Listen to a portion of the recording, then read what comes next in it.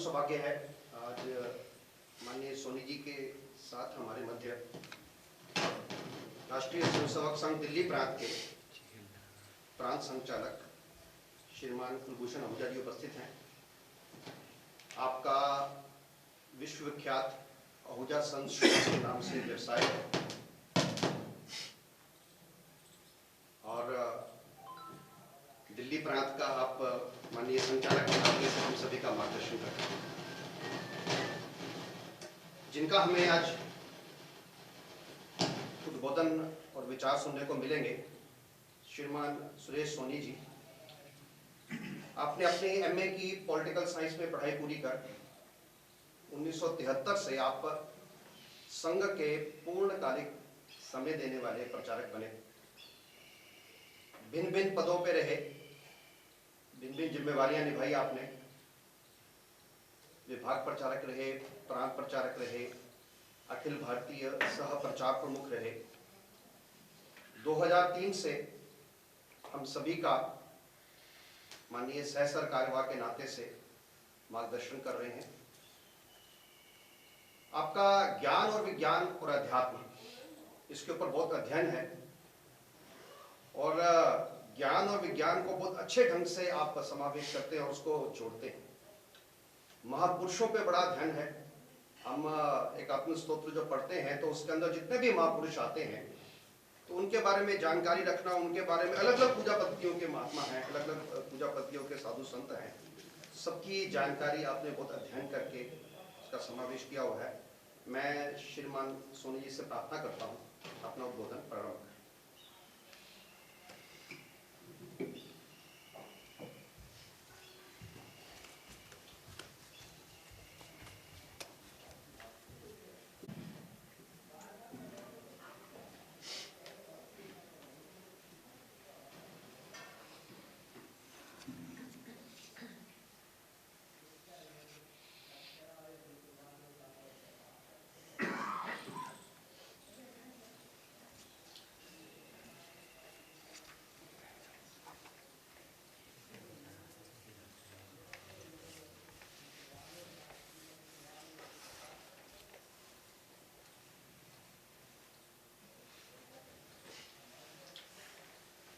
माननीय प्रांत संघ चालक जी,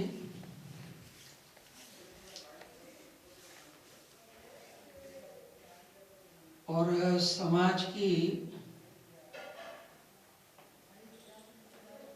मूलभूत और आधारभूत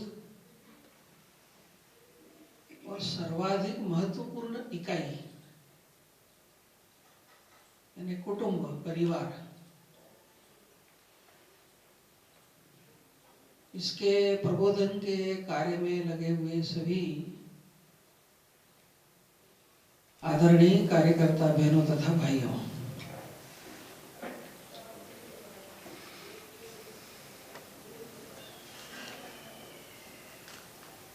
पिछले कुछ महीनों में सारी दुनिया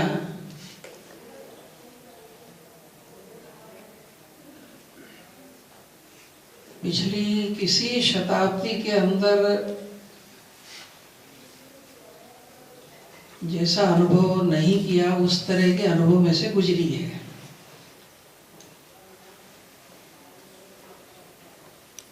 कोरोना नाम की महामारी विश्वव्यापी बनी, उसने सारे विश्व के जीवन को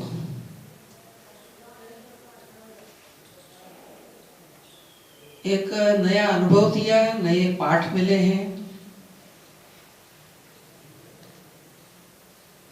आदमी कुछ अपने आप के साथ में जुड़ा,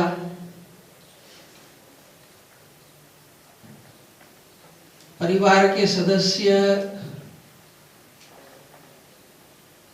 मजबूरी के कारण ही क्यों न हो एक दीर्घ काल तक साथ रहने को मिला, एक दूसरे को समझना, एक दूसरे के बीच के अनेकों कोई अंतराल हैं, विषय हैं। उस संदर्भ में भी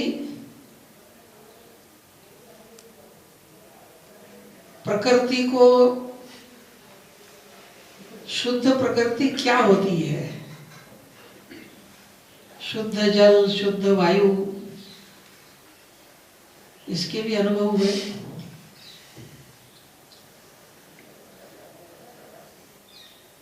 और जो एक तरह की पूरे विश्व के अंदर उपभोग की होड़ लगी हुई थी,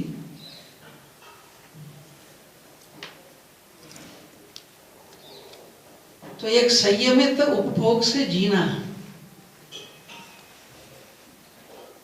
उसका भी एक अनुभव आया।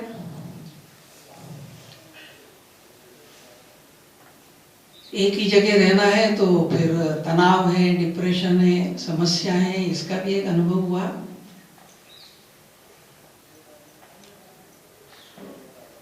और कुल मिलाकर एक सारे विश्व के अंदर हमारा सोच, हमारी जीवन शैली, हमारी विचार पद्धति, जीवन मूल्य, इन सब के संदर्भ के अंदर एक पुनर्चिंतन की प्रक्रिया थोड़ी प्रारंभ हुई दिखती है।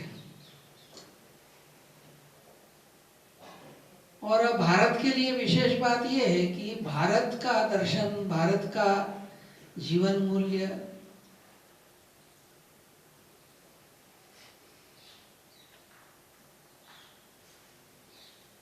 इन सब के संदर्भ के अंदर एक उत्सुकता ये भी दुनिया में दिखाई देती है।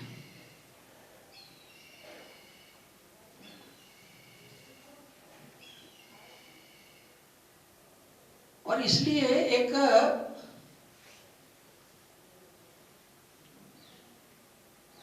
अगर मानव समाज को सुखी होना है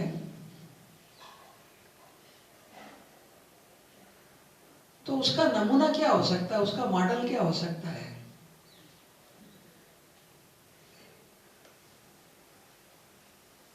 इस पर भारत का चिंतन, भारत का अनुभव युगों का, वो आज के समय में क्या दिशा देता है,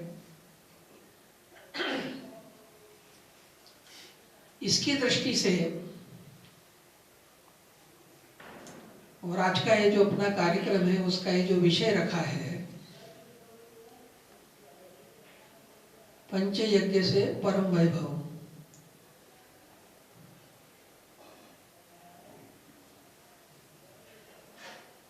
इस विषय के माध्यम से इस समग्र विषय के ऊपर आज हम कुछ विचार करेंगे।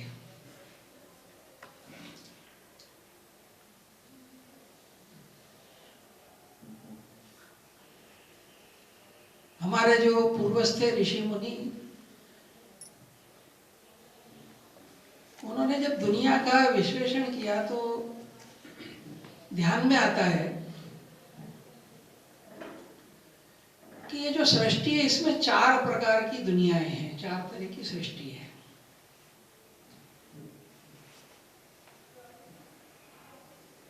एक सृष्टि है जिसको हम पंचमहाभूत की कहते हैं, ग्रह है, नक्षत्र है, पृथ्वी है, झरने, पहाड़, समुद्र, ये एक दुनिया है।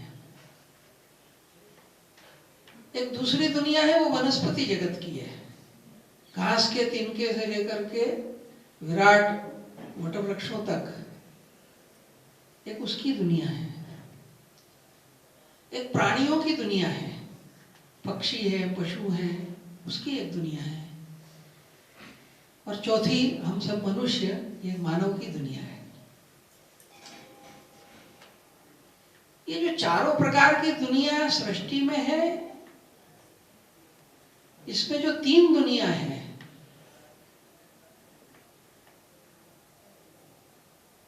समुद्रों, पहाड़ों, पृथ्वी, ग्रह, नक्षत्रों की दुनिया, वनस्पति जगत की दुनिया और प्राणी जगत की दुनिया,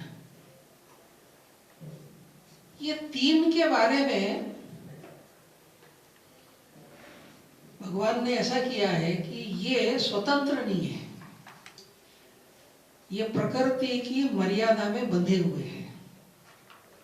वो मर्यादा तोड़ते नहीं है, तोड़ सकते भी नहीं है, वो उसी में जीते हैं। गाय के बच्चे के चलने के लिए प्रकृति ने जो मर्यादा की है वो उसको उलट नहीं सकता। बोलने के लिए, बोली के लिए जिस पशु पक्षी को जो बोली दी है भगवान ने, उससे भिन्न बोली वो बोल नहीं सकता। तो ये तीनों दुनिया जो है, ये तीनों दुनिया प्रकृति की मर्यादा लांघती नहीं है, इसलिए प्रकृति का वो नुकसान भी नहीं कर सकती। लेकिन ये जो चौथी दुनिया है मानव की, इस मानव को भगवान ने दो विशेषताएं दी है। एक, ये स्वतंत्र है। इसके लिए हमारे शास्त्रों में वर्णन आता है कि उसको मुक्त इच्छा शक्ति दी है। वो मुक्त है, वो चाहे तो देवता बनने के लिए भी जा सकता है, वो चाहे तो दानव बनने के लिए भी जा सकता है, स्वतंत्र है वो। और दूसरा, उसको विश्लेषण करने वाली बुद्धि दी है। वो बुद्धि का उपयोग बुरे के लिए भी कर सकता है, अच्छे के लिए भी कर सकता है।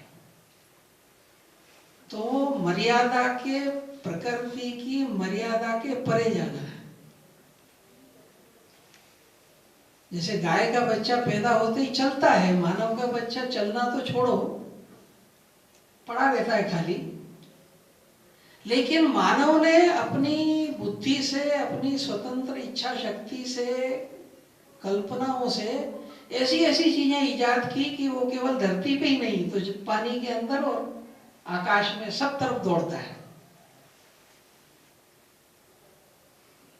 कोयल का बच्चा कौवे की बोली नहीं बोल सकता। गाय जो है वो बिल्ली की तरह म्याऊं म्याऊं नहीं कर सकती। लेकिन ये मनुष्य, जिसको पैदा होने के बाद केवल रोना आता था, हंसना भी नहीं आता था, बोलना तो दूर की बात है, वह मानव धीरे धीरे इतनी भाषाओं का आविष्कार करता है। इतना ही नहीं तो आपने कई आदमी ऐसे देखे होंगे कि जो हर प्रकार के पशु पक्षी की आवाज गले से निकाल लेते हैं। मैंने एक आदमी ऐसा देखा था, वो अपने गले से हर प्रकार के वाद्य संगीत भी निकाल लेता था। वोकल भी गाता था और इंस्ट्रूमेंटल भी गाता था गले से ही। ये कैसे संभव हुआ? कि मर्यादा के परे जाने की सामर्थ्य है। और इसलिए जब हम कहते हैं कि इस दुनिया में कुछ संकट खड़े हो रहे हैं, समस्याएं खड़ी हो रही, तो उसका कारण कौन है? ये तीन सृष्टि में कोई कारण नहीं है, ये बेचारी मर्यादा में चलती है। समस्या की जड़ है ये मानव, मनुष्य।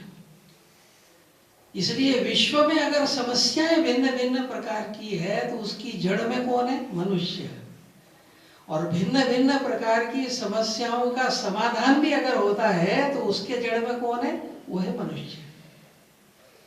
और इसलिए प्राचीन काल से हमारे पूर्वजों ने कहा कि ये जो मानव है, मनुष्य है, यह विकसित हो, इसके विचार विकसित हो, इसका हृदय संवेदनशील हो। और इस नाते से हमारे यहाँ पर ये कहा गया कि ये जो सारे विश्व के अंदर ये मनुष्य जो है, इस मनुष्य को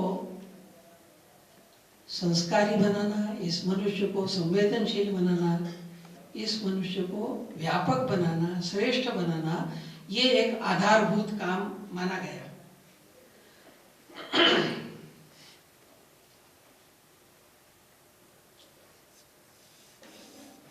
और इसकी प्रक्रिया का जो प्रारंभ होता है इस सृष्टि की रचना में, तो उसकी जो बिल्कुल आधारभूत पहली इकाई है, जैसे आजकल एक शब्द प्रयोग चलता है बिल्डिंग ब्लॉक, कोई मकान बनता है तो उसकी जो आधारभूत इकाई है ईंट, तो ये जो सारी सृष्टि है इसका बिल्डिंग ब्लॉक क्या है? तो हमारे पूर्वजों ने कहा कि वो बिल्डिंग ब्लॉक जो है वह है कुटुंब, परिवार। ये प्रथम इकाई है। आधारभूत इकाई है। इसके बाद की जितनी भी इकाई है ये सब इसके जोड़ से बनी है। और इसलिए अपने यहाँ जो प्राचीनतम ज्ञान राशि है वेद, तो अथर्ववेद के अंदर एक सूक्त है, विराट सूक्त कहते हैं उसको। उसमें वो कहते हैं कि वह तत्व अपने को व्यक्त करता है, मैनिफेस्ट करता है। तो सबसे पहला जो मैनिफेस्टेशन है वो है परिवार। वो मंत्र कहता है सा उत्क्रामत सा गार्हपत्ये रकामत। वो उत्क्रांत हुआ, एक जो है अनेक हुआ, तो सबसे पहले इकाई कौन सी बनी? तो गार्हपत्य, परिवार, कुटुंब।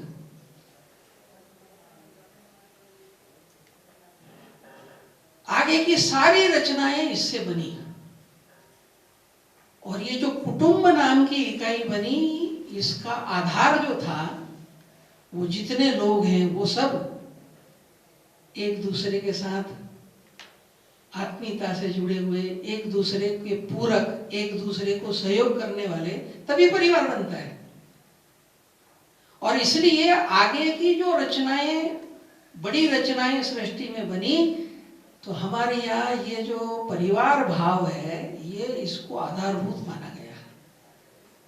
और इसलिए ये जो परिवार भाव है इसको विकसित करते हुए हर रचना को देखने का भारत ने एक दृष्टि दी। और केवल दृष्टि नहीं दी, अपने जीवन में व्यवहार से बताया।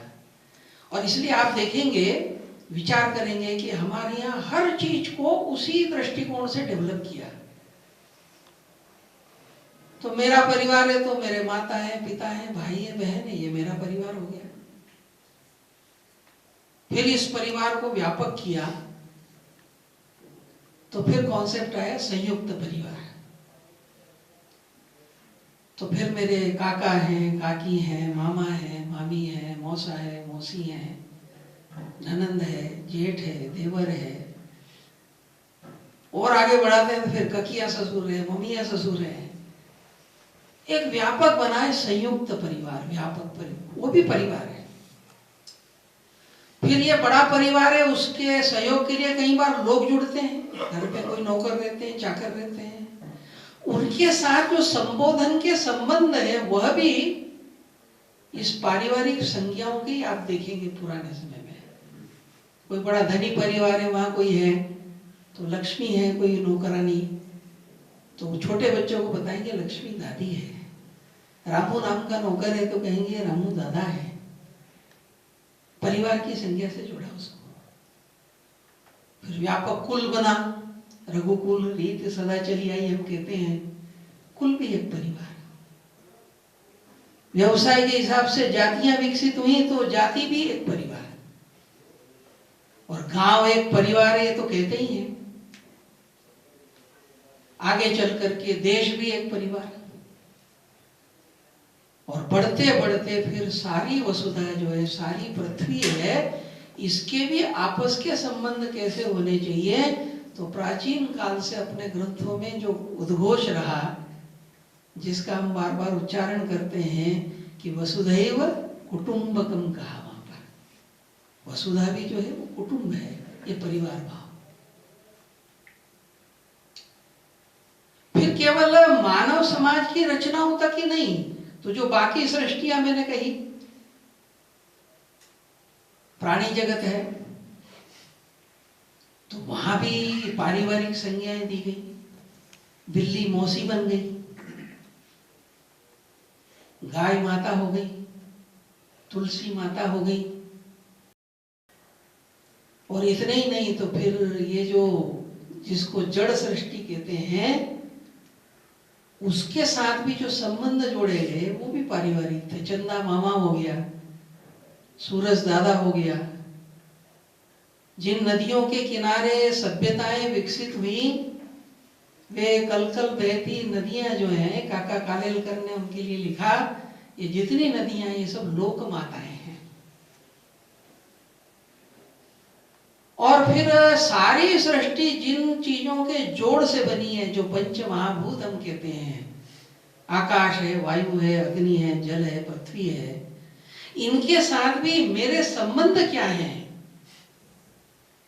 इसको महान योगी भर्तरी, जिनके बहुत प्रसिद्ध 3 शतक हैं, नीति शतक, श्रृंगार शतक और वैराग्य शतक, तो वैराग्य शतक के अंत में, आखिर में, इन पंच महाभूतों के साथ मेरे क्या संबंध है उसको बताते हुए भर्तरी जो कहते हैं, वहां भी पारिवारिक संज्ञाएं हैं। वो कहते हैं माता मेदिनी तात मारुत सखे तेज सुबंधो जल भ्रातर व्योम निबद्ध एव भवताम अंत्य प्रणमांजलि। माता मेदिनी पृथ्वी मेरी माँ है, तात मारुत वायु जो है ये पिता है, सखे तेज जो अग्नि है वह सखा है, मित्र है, सुबंधो जल जो जल है वह सगे संबंधी हैं, भ्रातर व्योम जो आकाश है वह भाई है। इन संबंधों से मैं इनसे निबद्ध हूं, जुड़ा हुआ हूं, और इस नाते ये संपूर्ण सृष्टि के साथ पारिवारिक संज्ञाओं से संबद्ध करने से हमारा बिहेवियर, हमारा व्यवहार उनके प्रति उस प्रकार से होना, यह इस नाते से यह एक जो मैंने कहा कि ये जो संकल्पना है कुटुंब की, परिवार की, जो परिवार भाव है, उसको अगर हम समझते हैं तो जिस प्रकार का एक स्वप्न देखते हैं, जिस प्रकार के एक मानव समाज का, वो सार्थक हो सकता है। और इस दृष्टि से जब हम करेंगे तो हमारे यहाँ हर परिवार जो है, हर घर जो है, हर कुटुंब जो है, वो कुटुंब खाली उसकी विशेषताएं हैं। और इसलिए कहा कि कुटुंब ये केवल रक्त संबंधों के कारण परिवार नहीं रहता है, भाव संबंधों के कारण भी रहता है। एक भावनात्मक संबंध ये उसकी विशेषता है। परिवार, कुटुंब यह कल, आज और कल इसका एक समन्वय है।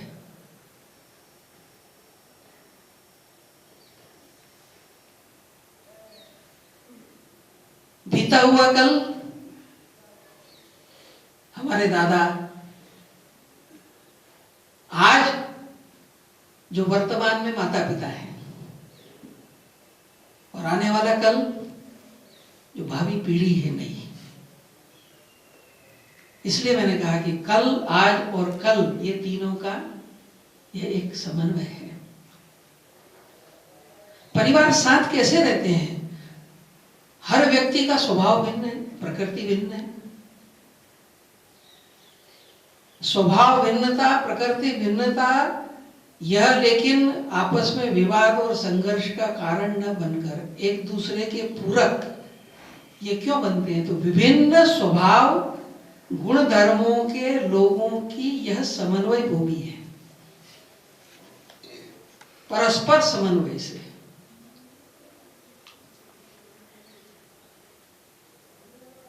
परिवार हमारे यहाँ पर यह आत्मीयता, सम्मान और श्रद्धा के साथ जीवन जीने का एक केंद्र है।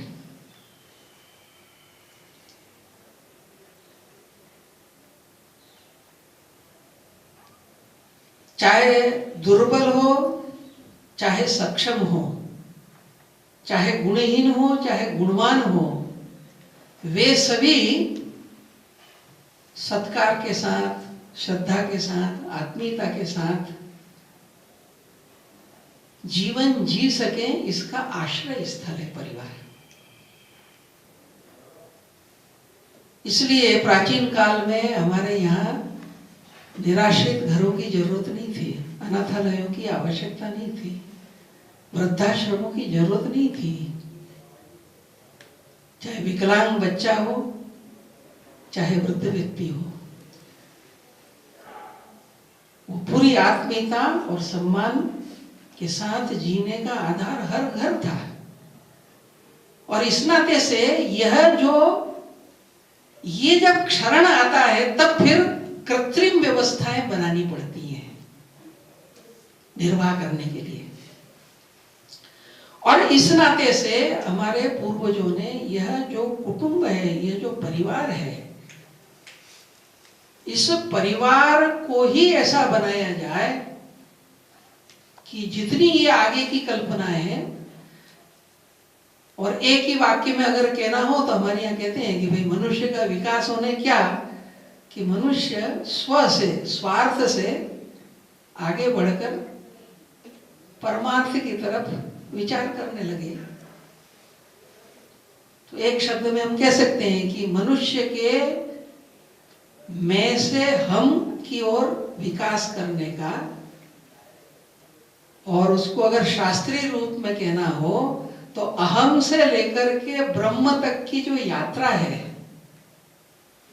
नर से नारायण होने की जो यात्रा है, जीवात्मा के परमात्मा होने की जो यात्रा है, उसका प्रथम सोपान, विकास का प्रथम सोपान परिवार है। बच्चा परिवार के अंदर ही, छोटा बच्चा देखेंगे कि वो एकदम परम स्वार्थी रहता है, मेरा खिलौना मेरा है, दूसरा नहीं लेना चाहिए। लेकिन धीरे धीरे परिवार का वातावरण विकसित करता है, ये तेरे भाई है, तेरे बहन है, उसकी आत्मीयता का दायरा स्व से निकलकर भाई बहन माता पिता तक जाता है। इस तरह से प्रक्रिया आगे बढ़ती है। और इसलिए कहा कि मानव के विकास का यह एक प्रथम सोपान है। इस दृष्टि से, और इसको व्यवहार में अगर लाना है तो हमारे यहां पर कहा गया कि दो चीजें हैं जिसके द्वारा यह संभव हो सकता है। एक, सबसे पहले मनुष्य जो है वह भावनात्मक दृष्टि से और विचारों की दृष्टि से इस प्रकार का बनना चाहिए।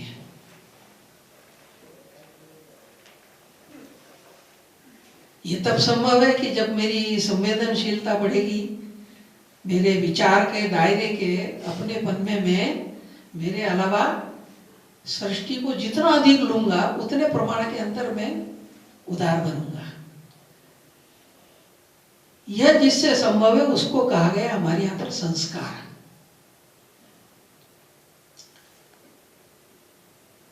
वो कहते हैं कि संस्कार क्या है, तो जिन क्रियाओं के द्वारा, जिन पद्धतियों के द्वारा कोई भी पदार्थ या व्यक्ति योग्य बनता है, वे संस्कार है। और इसलिए हमारे यहाँ पर घर घर के अंदर कहा गया कि भाई मनुष्य को इच्छा तो है हमारी कि मानव देव बने, लेकिन क्यों? क्योंकि मानव का सहज स्वभाव है स्व केंद्रित रहना, अपने आप इसको ले जाना है, तो संस्कार। और इसलिए फिर हमारे यहाँ एक प्राचीन काल से एक परंपरा रही, घरों घर के अंदर 16 संस्कार की पद्धति। तो एक विषय है संस्कार, जो भावना से और विचार से हमको ये करता है। लेकिन केवल भावना और विचार ही पर्याप्त नहीं है, वो क्रिया में आना चाहिए, वो व्यवहार में आना चाहिए, वो हमारे आचार में आना चाहिए, वहां भी जरूरी है। इसलिए हमारे यहां पर कहते थे कि जो शुद्धि होना चाहिए, तो 3 प्रकार की शुद्धि होना चाहिए जीवन में। तो एक कहते थे भाव शुद्धि, हमारी जो भावना है वो शुद्ध होना चाहिए। अगर भावनाओं में हम द्वेष रखते हैं, किसी के प्रति बुरा सोचते हैं, तो फिर वैसा बनता है आदमी। अपने कहते हैं ना, वो भगवान का तुलसीदास जी रामायण में जो वर्णन करते रहे, जाकी रही भावना जैसी प्रभु मूरत देखी तीन तैसी। राम तो वही थे, लेकिन किसी ने उसको पुत्र रूप में देखा, किसी ने उसको पति के रूप में देखा, किसी ने उसको हमको दुश्मन के रूप में देखा, किसी ने उसको मित्र के रूप में देखा, तो वो तो एक ही है, लेकिन अंतर कहाँ पड़ा? वो भाव से पड़ा। तो कहा गया भाव शुद्धि। भावना के बाद फिर विचार आता है, इसलिए कहा विचार शुद्धि। और तीसरा कहा क्रिया शुद्धि, वो क्रिया से शुद्ध होना है। तो ये जो भाव शुद्धि और विचार शुद्धि, ये जो प्रक्रिया है, ये संस्कार के द्वारा, और ये जो क्रिया में आचार में आना, उसको कहा यज्ञ के द्वारा।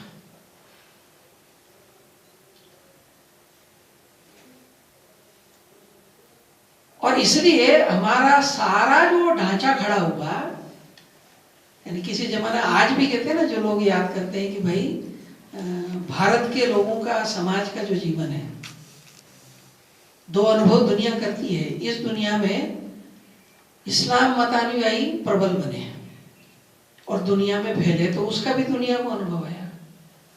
यूरोप की ताकतें प्रबल हुई और वो भी दुनिया में फैली, उसका भी दुनिया को अनुभव है। दोनों अनुभव क्या है?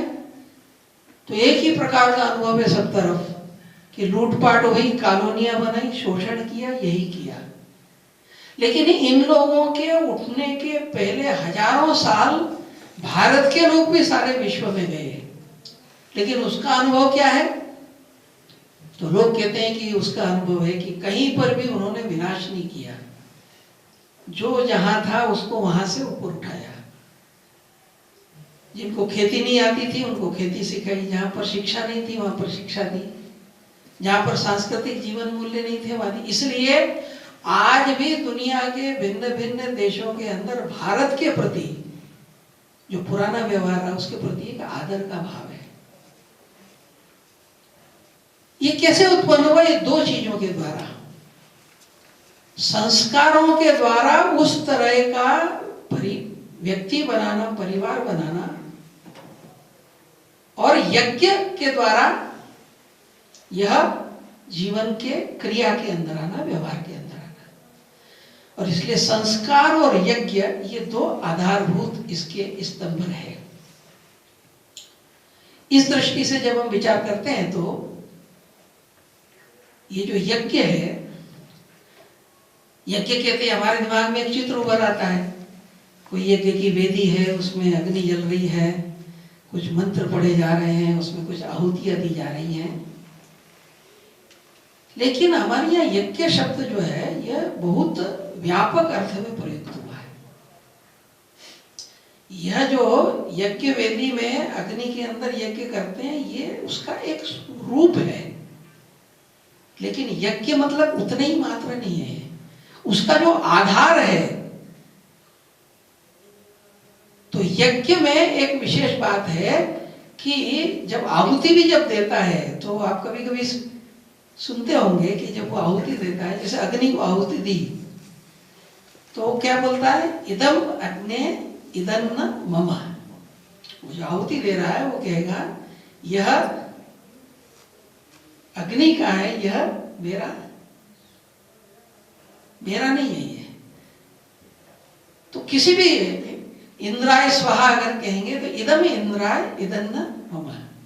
राष्ट्राय स्वाहा हमने कहा तो इदम राष्ट्राय इदन्न मम। गुरु जी का एक फोटो हमने देखा ना, उसमें नीचे यज्ञ में आहुति दे रहे थे, इदम राष्ट्राय इदन्न मम। यह जो यज्ञ परंपरा है, तो यज्ञ जो था वास्तव में यह कर्तव्य कर्म है, कर्तव्य कर्म के रूप में यज्ञ था। भगवान कृष्ण ने और बहुत अच्छे ढंग से ये सारा विषय जो है ये भगवत गीता में समझाया है। भगवान उसमें पहला करते हैं कि सारी दुनिया क्या है, कैसे बनी। तो हम कहते हैं कि भाई प्रजापति जो सृष्टि का ये हुआ, तो भगवान कहते हैं कि सह यज्ञा प्रजा सृष्टवा पूर्ववाच प्रजापति, यानी भिन्न भिन्न समाज मानव समूह जो उत्पन्न हुए, तो सह यज्ञा प्रजा सृष्टवा। हर एक अपने अपने कर्तव्य कर्मों के साथ में यह प्रजा जो है यह, इसलिए हर एक के अपने अपने कर्तव्य कर्म यह यज्ञ के रूप में कहा गया। फिर दूसरी बात कही गई कि सारा जगत जो है वह यज्ञमय ही है। गीता में एक साइकिल का वर्णन करते हैं भगवान, अन्नात् भवन्ति भूतानि, मनुष्य उत्पन्न क्यों होता है? माता पिता के संसर्ग से, और वो किस लिए होता है? अन्न के कारण से। तो भूत की उत्पत्ति अन्न के कारण से।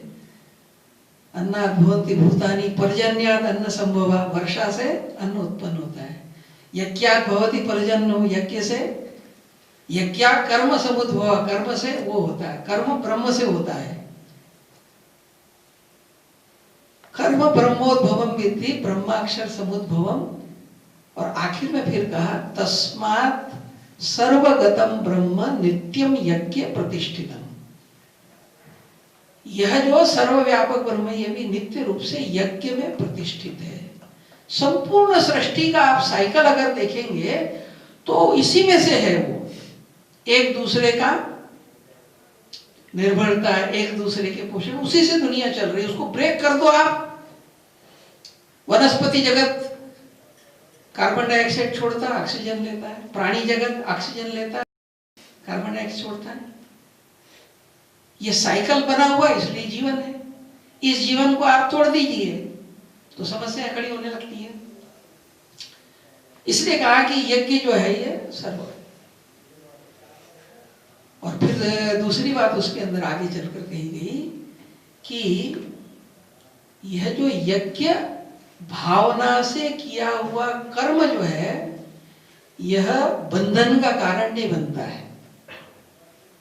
जैसे हम कहते हैं ना कभी स्वार्थ से किया हुआ कर्म हमको बंधन में डालता है, परमार्थ से किया हुआ काम जो है यह हमको देवत्व की ओर ले जाता है, मुक्ति की ओर ले जाता है। एक अंग्रेजी में एक सूत्र कहते हैं कि भाई देवत्व सभी चाहते हैं, तो इसका उपकरण क्या? तो गणित की भाषा में उसने एक सूत्र बताया, बोले non self upon self is equal to divinity. निस्वार्थता बटे स्वार्थ बराबर देवत्व। पर होगा कैसे? तो बोले इंक्रीज द न्यूमरेटर। ये जो नॉन सेल्फ है, निस्वार्थता, इसको इंक्रीज करो और डिक्रीज द डिनोमिनेटर। और जो स्वार्थ है, मैंपन है अपना, उसको थोड़ा रिड्यूस करो। ये दो चीज करोगे तो यू रीच डिविनिटी, आप जो है देवत्व के निकट पहुंच जाएंगे। ये जो प्रक्रिया है, तो इसलिए कहा, भगवान कहते हैं यहाँ पर यज्ञार्थात् कर्मणो अन्यत्र लोकोयम कर्म बंधना। यज्ञ भाव से जो भी कर्म आप करते हैं वो मुक्ति का कारण है, और उससे भिन्न केवल स्वार्थ के लिए किया हुआ है वो बंधन का कारण है। और इसलिए वो कहते हैं अर्जुन को कि इसलिए यज्ञार्थात् कर्मणो लोकोयम कर्म बंधना, तो इसको समझकर तुम अपने जीवन के अंदर व्यवहार करो। अब यज्ञों के बहुत सारे नाम आते हैं अपने प्राचीन काल के अंदर। ये जो मैंने कहा आहुति वाले यज्ञ हैं, उसके भी अनेकों वर्णन हम लोग पढ़ते हैं। युधिष्ठिर ने राजसूय यज्ञ किया, राम ने भी राजसूय यज्ञ किया। तो राजसूय यज्ञ का वर्णन आता है। नचिकेता यम की कथा जो हम पढ़ते हैं तो वाजसनेय यज्ञ किया है। अश्वमेध यज्ञ है, फिर पुत्र कामेष्टि यज्ञ, अनेक प्रकार के श्रोत यज्ञ हैं, सोम यज्ञ हैं, बहुत सारे यज्ञ हैं। लेकिन जिसकी हमको आज मुख्य रूप से जो अपना विषय है वह यह पंचयज्ञ। और ये पंचयज्ञ क्या, बाकी सब यज्ञ और इनके अंदर अंतर क्या है? तो ये जो पंचयज्ञ है ये हमारे यहाँ कहा गया कि यह बिना किसी उसके भेदभाव के यह प्रत्येक गृहस्थ के करने का की अनिवार्यता है। हर एक गृहस्थ को करना चाहिए। हर गृहस्थ, हर परिवार अगर ये पंचयज्ञ करता है तो जो हम एक सुंदर समन्वयुक्त समृद्ध सृष्टि की कल्पना करते हैं वो साकार हो सकता है। और एक विशेष बात है, ये जितने मैंने पहले यज्ञ के नाम लिए वो सब में यज्ञ शब्द है। राजसूय यज्ञ, अश्वमेध यज्ञ, श्रोत यज्ञ वगैरह वगैरह। लेकिन प्राचीन काल से ये जो हर घर के अंदर 5 यज्ञ हैं, ये इनको यज्ञ नहीं कहा गया, इनको कहा है महायज्ञ। शतपथ ब्राह्मण नाम का ग्रंथ है जिसमें वो कहते हैं कि हर गृहस्थ को यह 5 महायज्ञ करना चाहिए।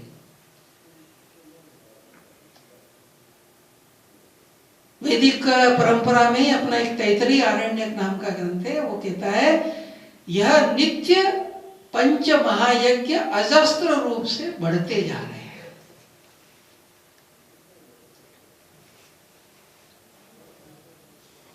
ये पंचयज्ञ क्या है? तो एक कहा गया ब्रह्म यज्ञ, दूसरा कहा गया देव यज्ञ, तीसरा कहा गया पितृ यज्ञ, चौथा कहा गया नर यज्ञ और 5वां कहा गया भूत यज्ञ। ये 5 यज्ञ हर गृहस्थ को करना चाहिए। ये महायज्ञ है। एक और विशेषता है इसके अंदर, इसके पहले मैंने जो भी यज्ञ कहे, वो चाहे राजसूय यज्ञ हो, चाहे अश्वमेध हो, वाजसनेय हो, पुत्रेष्टि, दशरथ ने पुत्रेष्टि यज्ञ किया था, तरह तरह के संपत्ति प्राप्त करने के लिए, स्वर्ग प्राप्त करने के लिए, संबंध ठीक करने के लिए अनेक प्रकार के यज्ञ हैं। लेकिन सब यज्ञों में क्या है, उसमें कुछ न कुछ कामनाएं हैं, कुछ न कुछ इच्छाएं हैं। लेकिन ये जो 5 महायज्ञ हैं, ये महायज्ञ क्यों कहा गया है इनको? इन 5 महायज्ञों में जो करने वाला है वह स्वयं के लिए कुछ नहीं है। उसमें ये जितने भी संपादन करता है, ये इसके लिए जो भी क्रिया करता है वो उसमें स्वयं के लिए नहीं है। इसमें स्वयं के अतिरिक्त मैं दूसरे के लिए क्या कर सकता हूं वो है इसके अंदर। इसलिए 2 शब्द चलते हैं ना अपनी, एक है अधिकार, ये है कर्तव्य। अधिकार शब्द जो है वह स्वार्थ केंद्रित है। जब भी मैं कहता हूं मेरा अधिकार, मेरे राइट्स, वो चाहे व्यक्ति हो चाहे सोसाइटी हो, हमारे राइट्स मतलब, और जब ड्यूटी हम कहेंगे, कर्तव्य हम कहेंगे, तब स्व का नहीं है। कर्तव्य मतलब दूसरे के, मुझे उसके लिए क्या करना है।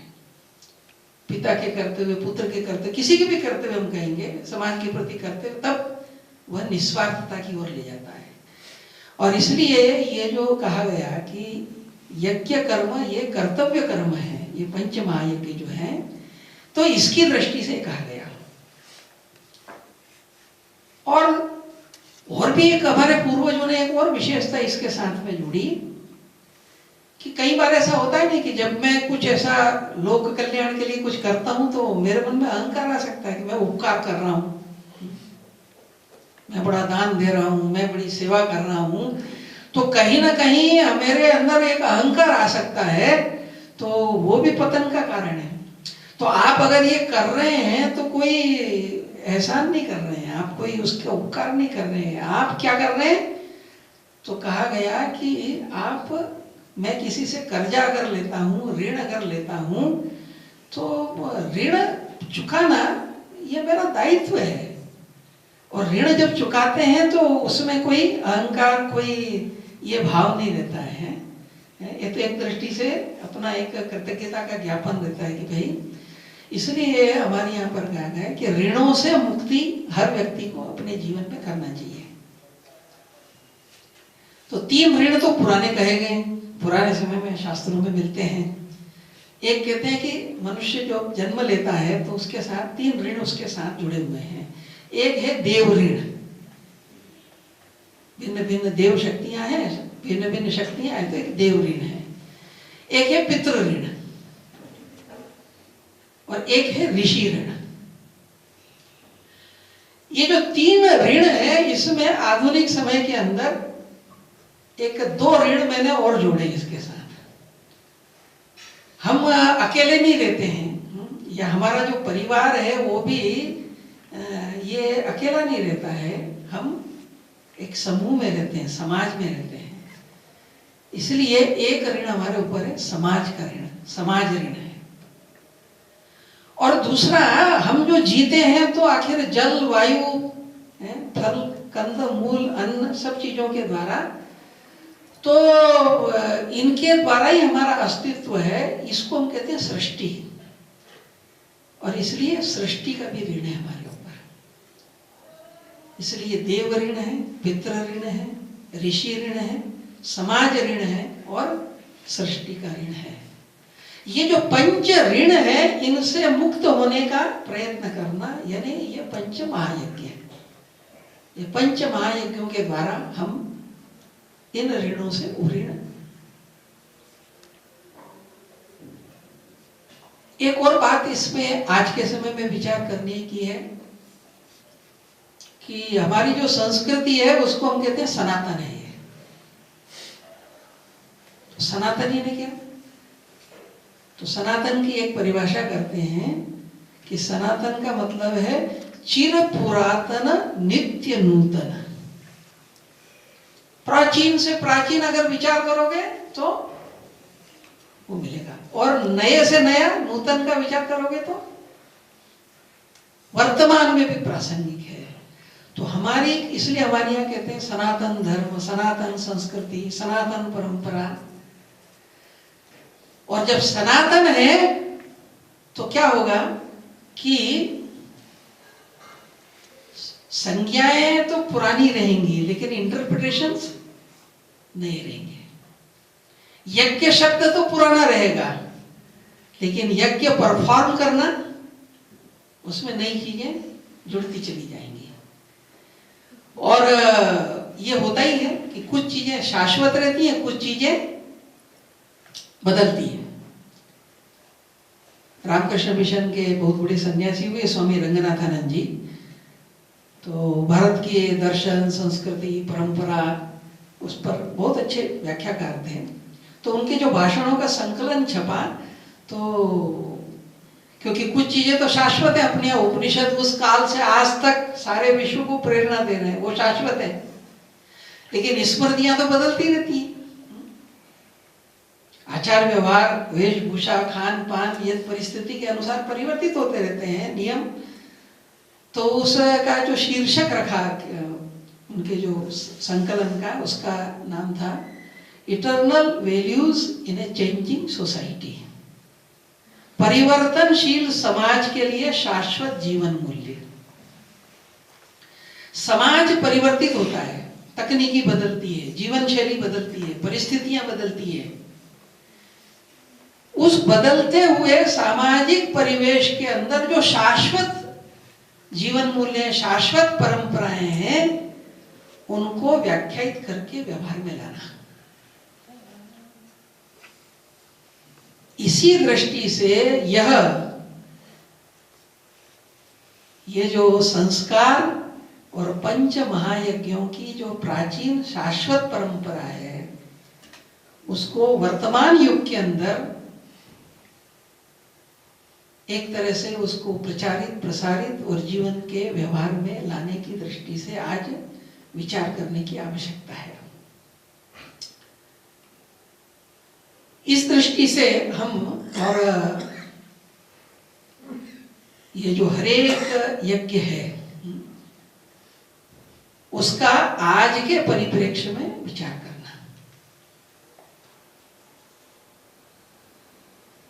तो जब हम सब कुटुंब प्रबोधन के कार्यकर्ता हैं तो इस दृष्टि से इनके बारे में हम थोड़ा एक विचार आने वाले समय के अंदर इसको हमको देना। और ये एक प्रतीकात्मक जब बन जाता है कि भाई ये पंच ऋण है और ये पंच महायज्ञ हैं और ये हरेक को अपने अपने यहाँ पर इनको करना है, इसकी दृष्टि से और करनी जब चिंतन हम करेंगे तो अनेकों बातें हो सकती हैं। कुछ प्रतीकात्मक रूप में कुछ बातें आपके सामने इसकी मैं रखता हूं। यह जो ब्रह्म यज्ञ है,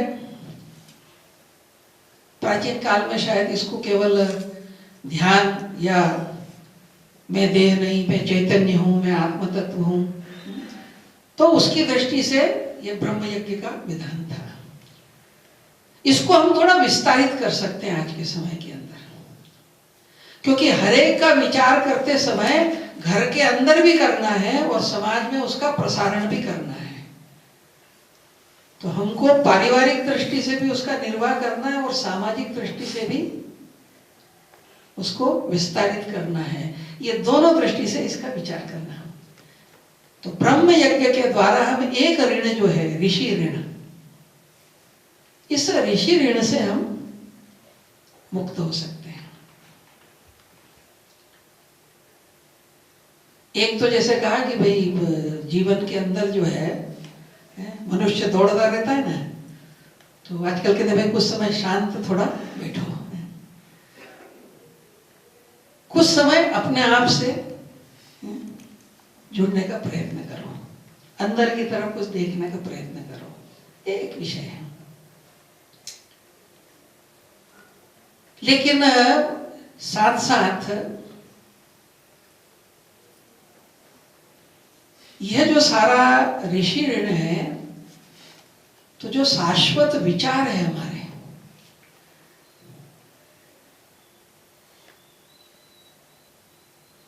ये जो हमारे शाश्वत विचार है, इन शाश्वत विचारों को आने वाली पीढ़ी के अंदर संप्रेषित करना।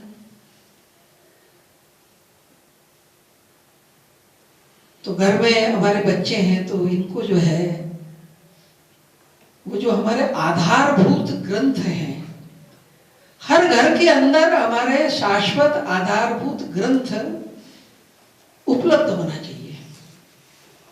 एक ही प्रकार जरूरी नहीं है, जिसकी जैसी श्रद्धा रुचि है। वेद है, उपनिषद है, रामायण है, महाभारत है। जैन समाज के बंधु होंगे तो उनका जो मूल ग्रंथ है तत्वार्थ सूत्र, भक्तांबर, वो रखें। बौद्ध कम से कम धम्मपद, सिख बंधु है तो ग्रंथ साहब रहेगा। लेकिन हर घर के अंदर, अभी एक सर्वे हुआ बीच में उड़ीसा के अंदर, घर घर का जब सर्वे हुआ, आश्चर्य लगा कि 1000 घर देखे होंगे तो 250 से ज्यादा घर ऐसे मिले जिस घर के अंदर एक भी धार्मिक ग्रंथ नहीं है। तो हम कहेंगे कि सनातन काल से जो प्रेरणा देता रहा, लेकिन तो हर जगह ग्रंथ रहना। आने वाली नई पीढ़ी है, कुछ परंपरा डालना ऐसी कि अपने जो नई पीढ़ी है वो धीरे धीरे उसको कुछ जाने। नागपुर में वर्णेकर जी करके हैं, तो उनकी बहू जो है, उनका पोता है, तो वो मानो बाहर है, तो वो व्हाट्सएप पे प्रतिदिन भगवत गीता का एक श्लोक उसको भेज दिया। अगले दिन फिर उसको पूछेंगे कि कहा तुमने ये किया, फिर दूसरा, फिर तीसरा। अभी अभी अपने सहसरकारी मनमोहन वैद्य, उनके पूज्य पिता बाबूराव जी वैद्य अभी शांत हो गए। हर चातुर्मास के अंदर, कई बार सोचते चातुर्मास ये साधुओं का काम है, सन्यासियों का काम है। वैद्य जी चातुर्मास के अंदर परिवार के और अपने आसपास सब लोगों को ला करके जो अपने शाश्वत ये ग्रंथ, धार्मिक ग्रंथ, सदग्रंथ, इनका वाचन, व्याख्या, इसकी प्रक्रियाएं करते रहते हैं। तो एक इसकी दृष्टि से विचार करना। तो सत साहित्य जो है वह घर घर के अंदर जाए, और हम एक दृष्टि से इसका युगानुकूल, इसकी व्याख्या की दृष्टि से बच्चों में, युवकों में, कोई लिख सकता है तो लेखन के रूप में, कोई बोल सकता है तो भाषण के रूप में, व्यापक बनना है मनुष्य को, तो जो जीवन के दोष है ये दूरना चाहिए। हम कहते हैं भाई परमात्मा सबके अंदर है, लेकिन अस्पृश्यता का भाव बना हुआ है। किसी जमाने में तो जाति की अस्पृश्यता थी, धीरे धीरे अब ये होने लगा कि व्यवसाय के भी अंदर ऊंचे नीचे हो गए।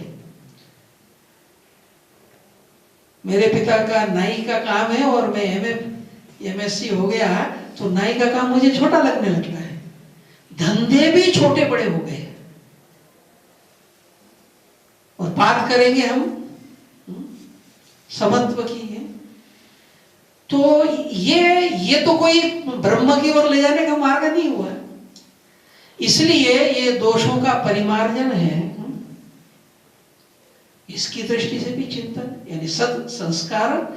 इसलिए हमारे यहाँ पर ये जो संस्कार का वर्णन किया गया ना, उसके बारे में कहा गया कि दोष अपनयन, जो दोष है वो निकलना, और गुणाधानम, जो गुण है वह आना। ये जो प्रक्रिया है, तो इसकी दृष्टि से छोटी छोटी चेष्टाएं हमने करना। इसका अगर हम थोड़ा विचार करते हैं, तो यह वर्तमान युग के अंदर ये जो ब्रह्म यज्ञ है, शीर्षक है ब्रह्म यज्ञ, लेकिन उसके अंतर्गत इसको हम लेते हैं, तो एक हम देखेंगे कि एक प्रकार का एक परिवर्तन हमको आने वाले समय के अंदर दिखाई दे सकता है। दूसरा जो है वह है पितृ ऋण। तो उसके लिए कहा गया पितृ यज्ञ। साधारणतः हमारी धारणा क्या, परंपरागत रूप से पितर यानी जो दिवंगत हो गए, और उसके लिए अपने समाज जीवन के अंदर एक श्राद्ध की परंपरा है, एक श्राद्ध पक्ष आता है, उसमें हम पूर्वजों का स्मरण करते हैं। ये तो एक भाग है। लेकिन जैसा मैंने कहा, युगानुकूल परिवर्तन, जब पितृ हम कहते हैं, पूर्वज हम कहते हैं, तो फिर हम उसको व्यापक एक अर्थ दें वर्तमान समय के अंदर। तो पितृ यानी फिर माता पिता। जब पितृ ऋण कहा जाता है, तो वो पितृ मतलब शब्द प्रयोग करेंगे, इसका मतलब मां बाहर नहीं उसमें से। तो माता पिता और दादा दादी जितने भी पूर्वज हो गए वो भी है। हम उसको और भी व्यापक कर सकते हैं कि केवल हमारे ही पूर्वज नहीं, तो समाज में जो भी श्रेष्ठ महापुरुष हो गए, ये सभी हमारे पूर्वज हैं। तो पितृ ऋण की मुक्ति दीजिए। जो पितृ यज्ञ है, इसके स्वरूप को हम थोड़ा व्यापक कर सकते हैं। पहली जो सबसे बड़ी आवश्यकता है कि एक पुरानी परंपरा थी हमारे यहाँ पर, कि हमारे यहाँ कहते थे ना कि भाई 7 पीढ़ी इसकी चर्चाएं चलती है। आजकल तो इतना छोटा परिवार हो गया, न्यूक्लियर फैमिली, कि पिता के अलावा तो कुछ देखा ही नहीं देता है। दादा भी बड़ा मुश्किल रहता है, परदादा तो बड़ी दूर की बात हो गई। कि हमारे यहाँ कहते थे 7 पीढ़ी, और 7 पीढ़ी केवल कहते ही नहीं थे, तो हर जनरेशन कम से कम अपनी 7 पीढ़ी तो याद रखे। मेरा जन्म गुजरात में हुआ, मैं छोटा था, हमारे घर में परंपरा थी। मैं जब छोटा था, जब मुझको सिखाया, आज तक मुझे याद है। तरह तरह के तरीके होते थे। तो एक छोटी सी नामों की कविता जैसी बनाई और बच्चों को याद कराते थे हम लोगों को। उदाहरण के लिए मेरा नाम सुरेश है, तो वो 7 पीढ़ी याद कराते थे हमको। सुरेश चंद्र जयंतीलाल, रणछोड़, मलुपचंद, मोती, माऊजी, जेठा ये 7वीं पीढ़ी हो गए। अब जेठा कहाँ से आए, तो उसको एक विनोद उसके साथ जोड़ देते थे कि गुजराती में बोलते थे कि जेठा बादल माथी पीड़ा हेठा, यानी बादल में से नीचे गिरे। लेकिन 7 पीढ़ी याद हो गई। एक यूरोप में बहुत प्रसिद्ध उपन्यास हुआ रूट्स नाम से। अलेक्स हेली नाम का लेखक था, अफ्रीका से किसी से में आए होंगे, अफ्रीकन काला अमेरिकन था वो। लेकिन हम आए कहाँ से, हमारी जड़ें कहाँ हैं, उसकी जिज्ञासा हुई उसको। वो तो आधुनिक अमेरिका में पैदा हुआ, और खोजते पूर्वज करते वो अफ्रीका के जिस देश के अंदर जहां से वो रूट थी, और इस पूरी कैसी यात्रा चली हमारे समाज की। उस पर उसने उपन्यास लिखा, उसका नाम रखा रूट्स, जड़ें। बहुत पॉपुलर हुआ वो, उस पर एक फिल्म बनी, वो फिल्म बहुत व्यापक बनी। परिणाम कैसा होता है, गुजरात के एक युवक ने वो फिल्म देखी, तो उसको लगा कि इतना रूट्स जाए तो मेरे पूर्वज कौन है मुझको ही नहीं पता है। तो अमेरिका से वापस जब गुजरात आया तो कहा कि पूर्वज जानने का तरीका आजकल तो हम भूल गए, लेकिन पहले परंपराएं थी, हर घर में हर जगह, कहीं पंडा कहते थे, कहीं बारोट कहते थे, हैं? पोथी लिखने वाले जब पैदा होता वैसे लिखते हैं। न जाने कितनी सदियों की पीढ़ियों की जानकारी आपको मिल जाएगी। तो अपना पंडा कौन है, वो बारोट कहते हैं गुजरात में, तो बारोट को ढूंढ के गया वो। बारोट ने उसको बैठा के घंटे भर के अंदर उसकी 30 पीढ़ियां जो है वो निकाल के लिखा दी उसको। मैं वेरावल में गया था एक कार्यकर्ता के घर में, तो वहां देखा उन्होंने एक अपने घर में एक चित्र लगा रखा है, वंश वृक्ष, किनका, उनका, जड़ें हैं, और लगभग, और अभी के जो जवान बच्चे थे तो वो 2 डालियां अभी खाली, उसमें से कुछ फूटा नहीं है, बाकी एक से दूसरा निकले हुए हैं। तो करीब करीब उसके अंदर 25 पीढ़ियों का, यानी हर नई पीढ़ी उसको देख रही है।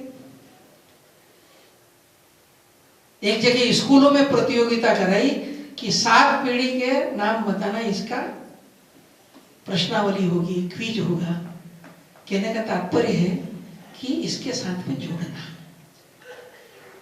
और फिर धीरे धीरे हमारा गांव है, हमारा शहर है, समाज है, इसमें जो अनेकों ऐसे श्रेष्ठ महापुरुष हुए उनके साथ में कहीं ना कहीं जुड़ना, इस प्रकार की और एक प्रयोग जो है ये हो सकते हैं।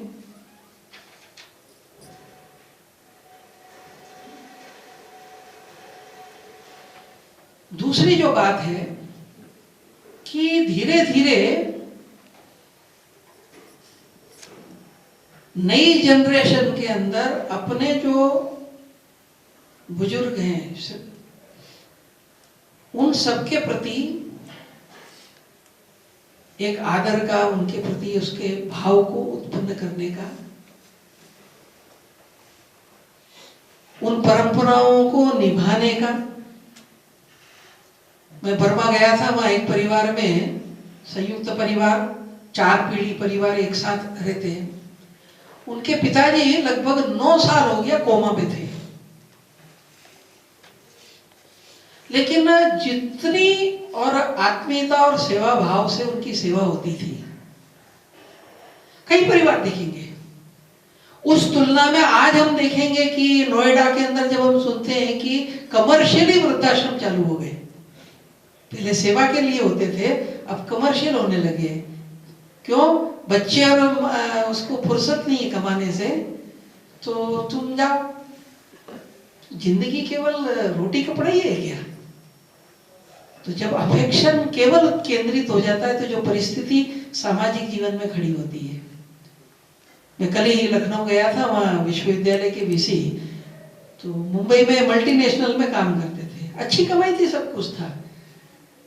पिताजी पता लगा कि कोई पत्र आया होगा कि ठीक है, तो अभी कोई आजकल ये है नहीं, तो मुझे सामान लेने जाना पड़ता है, तेल लेने जाना पड़ता है। केवल पत्र में उसने पढ़ा कि यार मेरे रहते हुए पिताजी को ये सब करना पड़े तो ऐसी नौकरी से क्या करना, तो वो छोड़ के फिर बीएचयू में आगे वहीं पर प्रोफेसर हो गए।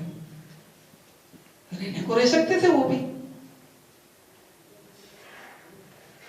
तो पितृयज्ञ जब हम कहते हैं तो घर के जो बुजुर्ग वो सम्मान के साथ में, आदर के साथ में, बाकी के साथ में जी सके, इसकी दृष्टि से कुछ परंपराएं जो है वो एक विकसित करना,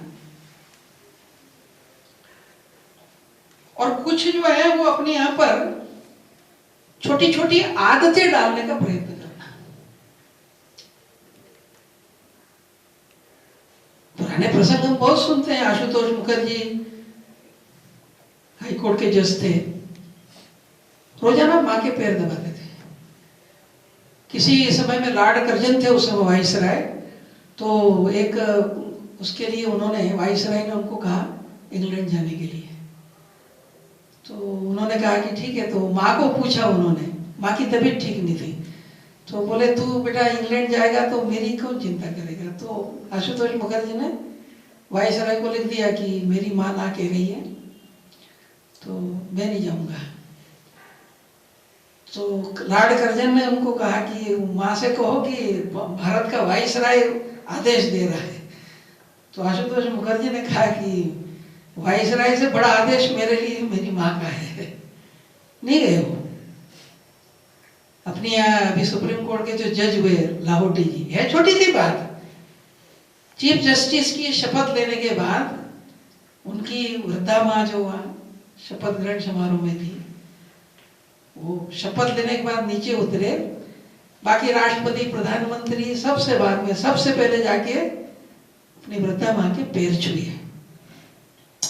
जो परंपराएं रहती हैं वो संक्रमित होती हैं पीढ़ी दर पीढ़ी, और इसलिए घर के अंदर परिवार की श्रेष्ठ परंपराएं डालना, और अगर परंपराएं हैं तो उनका निर्वाह करना। नानाजी देशमुख ने प्रकल्प खड़ा किया दीनदयाल शोध संस्थान। उनके मन में आया था कि आयुर्वेद के रिसर्च का यहाँ कुछ बनना चाहिए। जे.आर.डी. टाटा से उनकी अच्छी मित्रता थी, तो जे.आर.डी. टाटा को उन्होंने कहा कि ये बिल्कुल टाटा के आखिरी दिन की बात है, लगभग वो तो वर्बल बातचीत हुई केवल, जिसको अपन कहते हैं ना मौखिक। तो उन्होंने कहा कि ठीक है मैं 5 करोड़ रुपए इसके लिए दूंगा। लेकिन बात थी, और योग ऐसा हुआ कि उसके कुछ दिन बाद में जे.आर.डी. टाटा की मृत्यु हो गई। रतन टाटा मुखिया बने उस समय। तो उनकी विधि के अंदर नानाजी गए थे, तब तो कुछ नहीं, लेकिन फिर 1 आध महीने के बाद वो रतन टाटा से मिलने गए, ये सोच करके कि तो नानाजी ने जैसे ही बात चालू की कि मेरे पास कोई लिखित प्रमाण तो नहीं है, लेकिन मेरी जे.आर.डी. से बात हुई थी, तो पूरी बात भी रतन टाटा ने करने नहीं दी उनको। और उसने कहा कि नहीं नहीं, जे.आर.डी. अपनी डायरी में लिख गए थे कि 5 करोड़ जो है वो दीनदयाल शोध संस्थान को देना है। तो मैंने 2 करोड़ का चेक तैयार रखा है, आप ले जाइए, बाकी मैं 15 दिन में भिजवा दूंगा। अपन कभी कभी कहते हैं नहीं कि किए हुए दस्तावेज झूठा देता आदमी, लेकिन अगर परंपराएं ठीक हैं, भाव ठीक हैं, तो खाली कहा हुआ वचन यह भी, तो जिस प्रकार के एक आदर्श समाज की, मानव समाज की चर्चाएं होती हैं वो करना है। तो ये परिवार के अंदर श्रेष्ठ परंपराएं डालना, और परंपराएं हैं उसकी कंटिन्यूटी देना। इंटरप्रिटेशंस बदलते जाएंगे उसके। तो इसकी दृष्टि से और एक प्रयत्न होना, तो ये जो पितृयज्ञ है इसको हम एक नया एक डायमेंशन देते हुए इस दिशा के अंदर एक प्रयत्न कर सकते हैं। तीसरा जो है वह एक जो हम कहते हैं कि देव यज्ञ। ये सभी चीजों के लिए कहते हैं ना कि जो एक जो संस्कार आदि हैं वो तो भाव जगत के ऊपर ही होते हैं, भावना के ऊपर ही होते हैं। तो कुछ ना कुछ और उपासना है,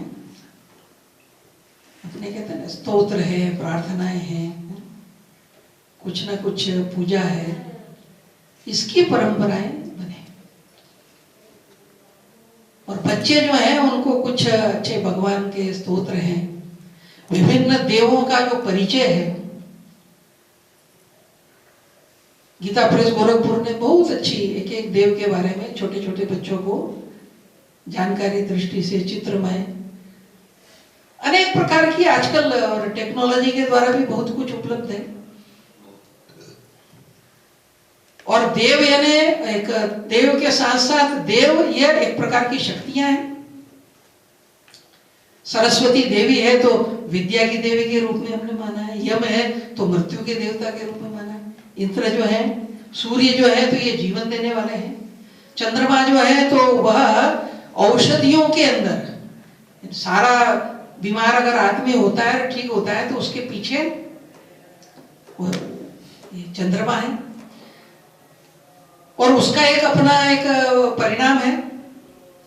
तो इसकी दृष्टि से और हम इसका एक विचार अगर करते हैं तो इसका एक विचार करना, और इसलिए कुछ स्तोत्र हैं, कुछ श्लोक हैं, कुछ प्रार्थनाएं हैं, इनका एक अभ्यास करते हुए, और ये सृष्टि के जो इनको देव रूप में माना, डिवाइन रूप में मानना, ये भावनात्मक रूप से जोड़ता है।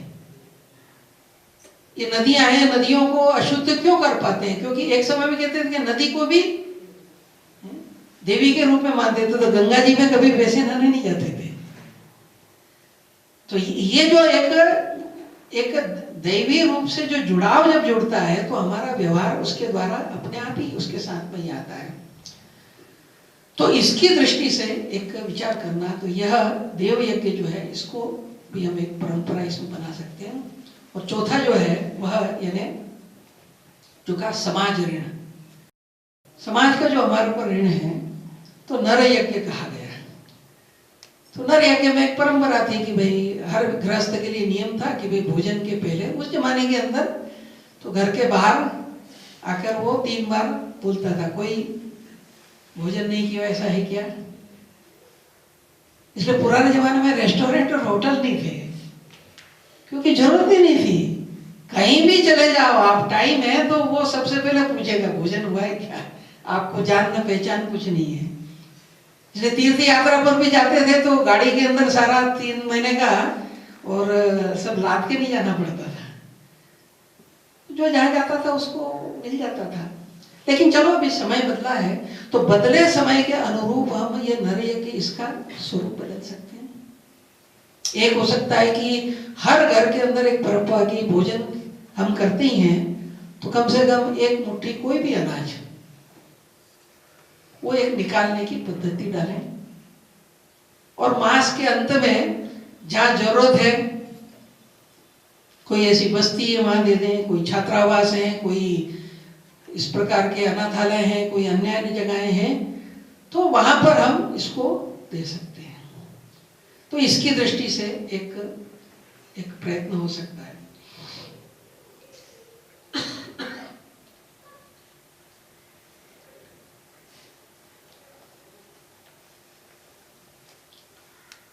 समाज में अभी भी बहुत सी ऐसी परंपराएं, आनंदी के अंदर ज्ञानेश्वरी पढ़ने के लिए जाते हैं बच्चे, तो जो पास का गांव है, जो भी बच्चे, सालों से परंपरा चल रही है कि जो ज्ञानेश्वरी पढ़ने आते हैं गांव से, उनके लिए भोजन की व्यवस्था बराबर गांव के लोग वहां से भेजते रहते हैं।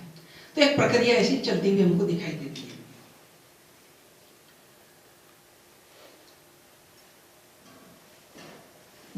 अभी मैं मेरे गांव गया था, गुजरात, जहाँ मेरा जन्म हुआ, तो वहाँ 2 अपने कार्यकर्ता हैं।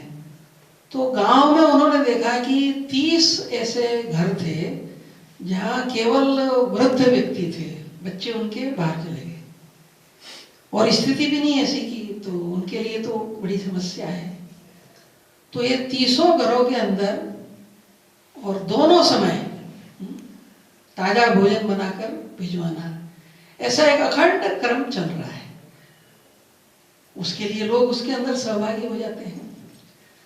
तो ये जो समाज का जो ऋण है, ये नर यज्ञ जो कहा कि मनुष्यों की चिंता, तो इस रूप के अंदर ये कर सकते हैं। और दूसरा, समाज का ऋण अगर उतारना है तो जो हमारा घर है, तो हमारे घर के अंदर हमारा घर एक आदर्श घर बने, इसमें आदर्श नागरिक बने। तो इसकी दृष्टि से हम अगर प्रयत्न करते हैं,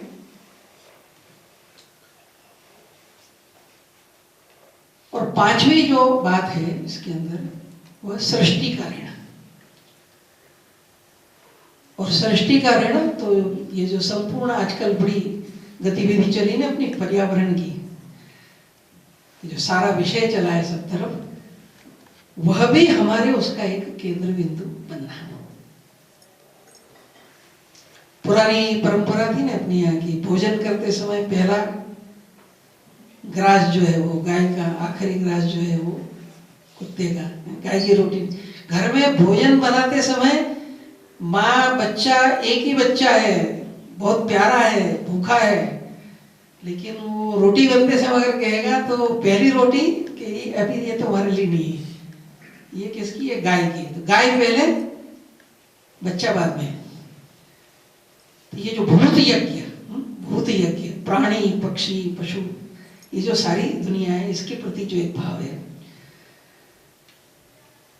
आजकल हम मान लो शहर के अंदर रहते हैं तो आजकल छोटे छोटे चले ना कि कहीं, वैसे तो पक्षी दिखते नहीं है, लेकिन अगर कहीं पक्षी कहाँ जाए वो, बहुत जगह ध्यान में आता है।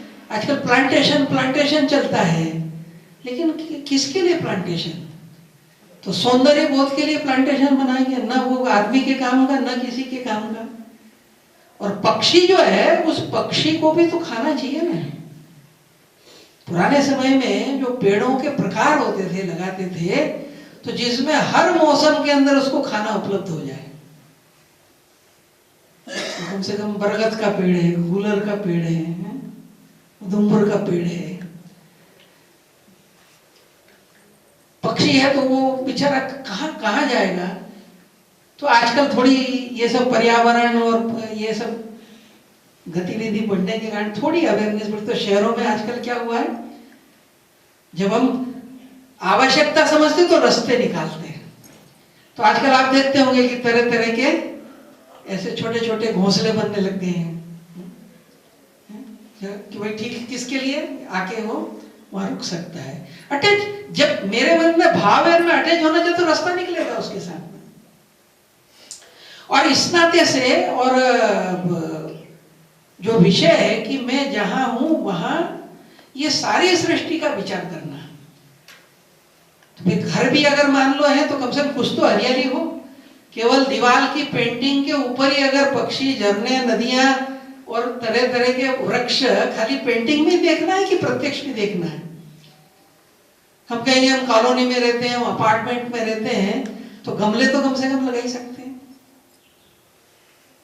कहीं किचन गार्डन की बात आजकल चलती है। तो कुल मिलाकर हम अगर देखेंगे, प्रकृति ये शुद्ध रहना है, तो प्रकृति शुद्ध रहना तो स्वच्छता ये भी उसका एक भाग है। तो ये जो सृष्टि का ऋण है, तो भाई आखिर पशुओं की चिंता, पक्षियों की चिंता, पर्यावरण की चिंता, स्वच्छता की बात है। तो इनकी दृष्टि से अगर हम कुछ विचार करते हैं तो इसका हम, और जल के जो स्रोत हैं, जल संरक्षण की चर्चाएं चलती हैं। कुल मिलाकर जहां कहीं भी हमारे आसपास कई बार हमको पता लगता है कि भाई ठीक है, कहीं कोई कुआं रहा होगा, कोई बावड़ी रही होगी, हम उनको रिवाइव कर सकते हैं क्या? हमारे यहाँ अगर अनावश्यक जल बहता है तो उसको कहीं ना कहीं सुरक्षित रखने की व्यवस्था कर सकते हैं क्या? धीरे धीरे जो वर्षा का जल आता है उसकी दृष्टि से हम कर सकते हैं क्या? तो ये जो कहा गया कि ये जो पंच महाभूत है, पृथ्वी है, जल है, इन सब के प्रति वर्तमान समय के अनुकूल छोटी छोटी गतिविधियां, एक परिवार के रूप में मैं क्या कर सकता हूं और मेरे आसपास के पड़ोस में क्या कर सकता हूं। और ये केवल वर्णन करने के लिए नहीं, एक दो बातें कह के मैं समाप्त करूंगा। स्वामी विवेकानंद, भगिनी निवेदिता ने लिखा है कि स्वामी विवेकानंद जहाज के ऊपर अपने शिष्यों के साथ यात्रा कर रहे थे, और एक दिन बहुत गहरे ध्यान के अंदर डूबने के बाद वो जागृत हुए तो डेक पर आए और अपने सब उनको बुला करके, शिष्यों को बुलाकर उन्होंने कहा कि जो मुझे साक्षात्कार हुआ, तो एक वाक्य प्रयोग उन्होंने किया कि अगर पंच महायज्ञों की जो परंपरा थी उसे मॉडर्न टाइम के अनुकूल उसका वाइब्रेंट इंटरप्रिटेशन, जीवंत उसकी व्याख्या हमारे एजुकेशन सिस्टम का अगर अंग बनती है, तो उन्होंने शब्द प्रयोग किया कि जो नेशन रीजनरेशन का हमारी कल्पना है, राष्ट्र के पुनरुत्थान की, उसकी गति अनेक गुना बढ़ जाएगी। हम सब लोग भी राष्ट्र के पुनरुत्थान में, जिससे संपूर्ण विश्व का ये कल्याण कर सके, उसके लिए प्रवृत्त हम सब कार्यकर्ता लोग हैं। इसलिए हम सब एक व्यक्ति या परिवार के नाते ही नहीं, तो हम सबका एक संगठक का भी रोल है। और इस नाते हम सब कुटुंब प्रबोधन के कार्य में लगे हुए कार्यकर्ता स्वयं एक उदाहरण बने और एक संगठक के नाते इस प्रकार की रचना खड़ी करें। इस दृष्टि से इन चीजों को बढ़ाने के नाते कुछ आधारभूत बातें हर घर के अंदर हो, उस दिशा में प्रयत्न करें। एक इस सब के संदर्भ में एक प्रबोधन होना चाहिए। इसलिए हर परिवार के अंदर अनिवार्य रूप से पारिवारिक गोष्ठियों की परंपरा प्रारंभ हो। हर परिवार साप्ताहिक रूप से बैठना, इन सब चीजों के बारे में चिंतन करना, इसकी एक परंपरा एक प्रारंभ हो। परिवार में सभी स्तर के लोग हैं। समय समय पर उनको इन श्रेष्ठ बातों की जानकारी की दृष्टि से आयु अनुसार प्रबोधन करने की प्रक्रियाएं अपने अपने बस्ती में, मोहल्ले में, कॉलोनी में, अपार्टमेंट में, गांव में हम इसका एक विचार करें। बालकों के लिए अलग, माता बहनों के लिए अलग, जो प्रौढ़ लोग हैं उनके लिए हम भिन्न भिन्न प्रकार से इस प्रकार के एक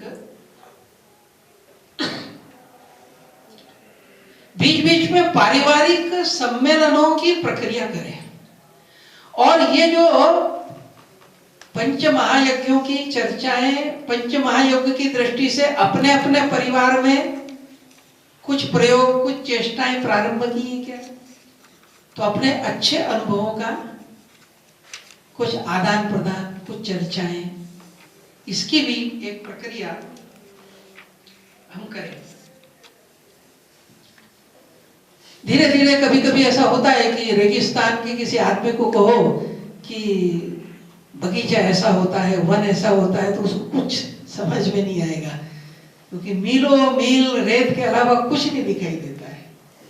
ऐसे आज के जमाने के अंदर जब संयुक्त परिवार टूटते टूटते न्यूक्लियर फैमिली होते होते धीरे धीरे और चर्चाएं मेट्रोपॉलिटन सिटी में चलने लगती है कि डबल इनकम और नो किड,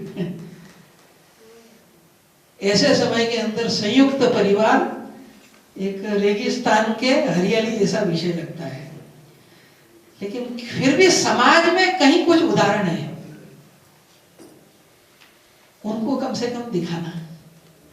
या 4 पीढ़ी एक साथ है, 3 पीढ़ी एक साथ है, तो इसकी दृष्टि से और एक हम कर सकते हैं। और एक आखिरी बात कि यह करते समय जो स्वामी जी ने सपना देखा था ना कि संपूर्ण राष्ट्र के अंदर ये व्याप्त होना चाहिए पंच महायुग का कॉन्सेप्ट, तो हम इसकी युगानुकूल व्याख्या, युगानुकूल प्रयोग ये करते हुए इसको सारे समाज में अगर व्याप्त करना है तो हम अन्यों को भी इसमें जोड़ने के माध्यम बने। और इसलिए कुटुंब प्रबोधन का कार्यकर्ता अन्य जितनी भी सामाजिक, धार्मिक, सांस्कृतिक संस्थाएं हैं, उन संस्थाओं को भी अपने साथ में जोड़कर वे संस्थाएं अपने अपने अनुयायी, अपने अपने प्रभाव क्षेत्र के अंदर अपने अपने ढंग से ये शाश्वत विचार और उसका व्यवहार अपने अपने प्रकार से, ये 5 ऋण हैं, ये 5 ऋणों से ऋण होने के लिए 5 महायज्ञ हैं।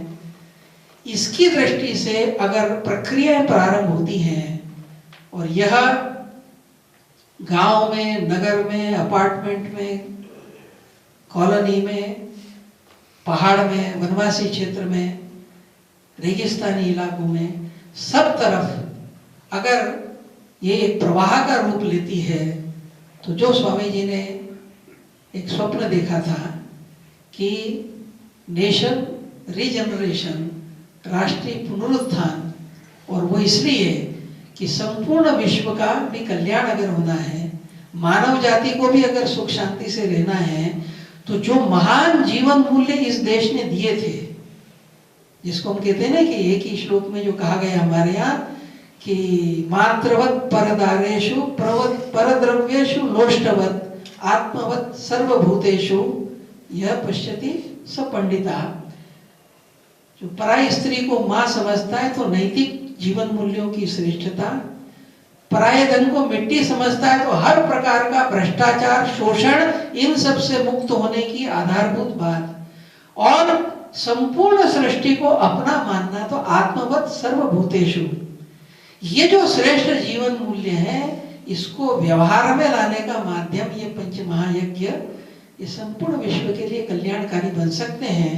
और इस नाते से हम सब इसका एक विचार करें और इन पंच यज्ञों के माध्यम से भारत परम वैभव पर पहुंचे और अंत में विश्व कल्याण का मार्गदर्शन करने में सक्षम बने। इसकी दृष्टि से परमात्मा हम सबको प्रेरणा सामर्थ्य दे, यही निवेदन करते हुए मैं अपनी वाणी को विराम देता हूँ।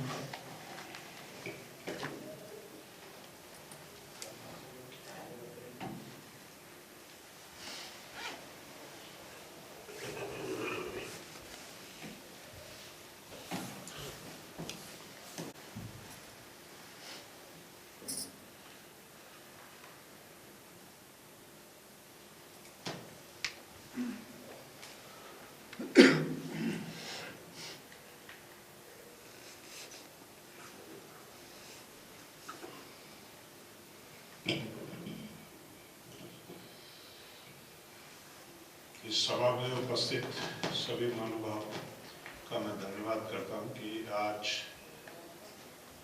सभी यहाँ उपस्थित होकर कुटुंब प्रबोधन की गतिविधि के अंतर्गत प्लान टोली ने जो सहभागिता दिखाई, और आज हमारा सौभाग्य है कि माननीय सोनी जी से हमें मार्गदर्शन भी प्राप्त हुआ और मैं से हम के सफर के अंदर आगे बढ़ने का एक मार्ग भी,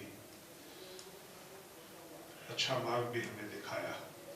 और आशा करता हूँ कि सभी हम लोग अपने से शुरू करके समाज के अंदर उदाहरण बना पाए, और उदाहरण प्रस्तुत करेंगे तो ये सारी कल्पना सृष्टि में नजर आनी शुरू हो जाएगी, ऐसा मेरा विचार है। और पुनः आप सबका धन्यवाद करता हूँ कि आज सब यहाँ पे एकत्रित हो।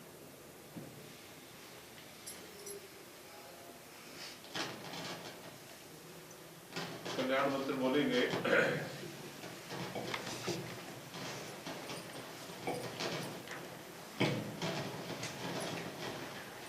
अभी आधी पंक्ति मैं बोलूंगा, उसके बाद प्रारंभ से सांघिक बोलेंगे। सर्वे भवन्तु सुखिनः।